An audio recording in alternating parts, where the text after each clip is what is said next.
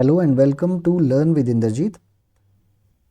This is another video in the series of videos titled Building a To-Do Management System Application in Microsoft .NET 8. In this series, we are learning how to build a very exciting to-do management system application from scratch using the .NET 8 framework. In the previous video, we visited the infrastructure layer of our application and created the AppDB context class and implemented the interfaces that we defined in the domain layer. So if you haven't watched that video, please go ahead and watch that too.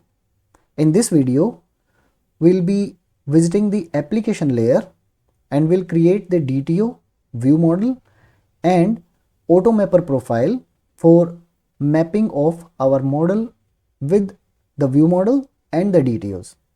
So let's get started.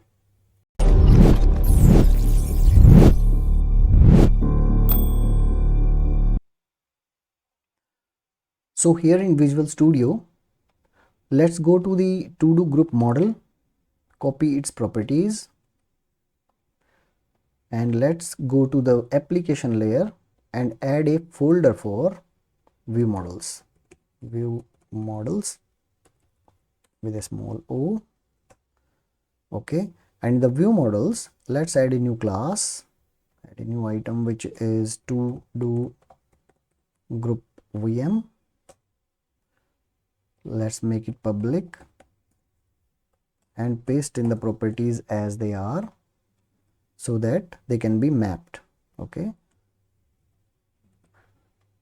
fine.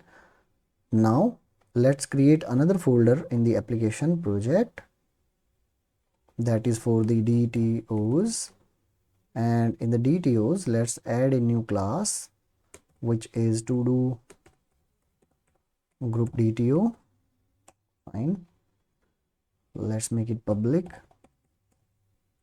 and paste in the properties also here, and let's make some spaces for the data annotations that we are going to put in here. So first data annotation that we are going to put is the display name for this property. So the display and name is equal to not the ID but group name with a space in it. Second one is, as this property is required, so we are going to put in an error message for that. So 0 is required. This 0 placeholder represents the group name, the name property. Okay, now another one is the string length. Here the string length that we defined is 128, and let's put in an error message over here. So error message, it should be, so the first placeholder that is there will be the group name cannot be more than this much characters. Okay, so the first placeholder represents the name of the property and the second placeholder represents the length of the string. Okay, now let's specify a column type name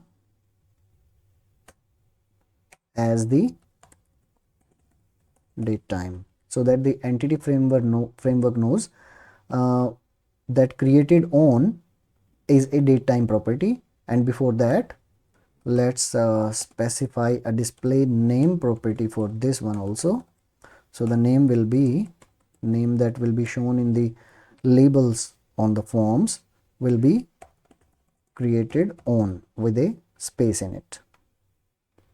Okay, so one thing to note over here is these placeholders, the first placeholder is used for the property name The second placeholder is representing the length. If we are using the max range, then there is a third placeholder that represents the maximum value. The second placeholder in that case represents the minimum value, and 0 as usual represents the name. Okay.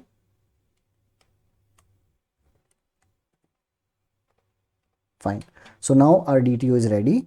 So before adding the Automapper, let's install a package for that. So manage NuGet packages, the Automapper by Jimmy Bogard. Let's install that. Okay. And now go ahead and let's put in a folder called helpers in the application project, and let's add a new item to it, which will be Automapper profile. This Automapper profile will be a public class and will inherit the profile class that is there in the Automapper namespace. With that, in the constructor of our Automapper profile, we can create map for different types. So the first one will be the to-do group DTO to to-do group model. So we will be using the to-do group DTO in the form where data annotations will be applied and the validations. Then Automapper will map that DTO to the model, and model will be used in the entity framework to save changes. The second one is the to-do group must be mapped with to-do group VMs. So whenever we are going to fetch the to-do groups list or to-do groups from the database, we want to see them as a to-do group VM. So the to-do group VM, here we can also have a string property in our format, and the Automapper will map to that particular string format from the date time, right? We'll see all of these later on. And the another one will be a copy of this, all down. It will be for the model to DTO. So whenever we fetch the model from the database, we want to convert it to the DTO for editing purposes. So let's put it on the top like that. So from DTO to model, model to DTO, and model to VM. So we have created 3 mappings for our mapping profile. Control KE and save. And now we have the view model implemented, the DTO, as well as the Automapper profile where mappings are defined. Okay. In the next video, we'll be going to discuss the generic service for our models. I hope you like the content of this video. If that is so, please like, share and subscribe to my channel. And also tell me in the comments if you have any queries. Thank you for your time. Keep learning.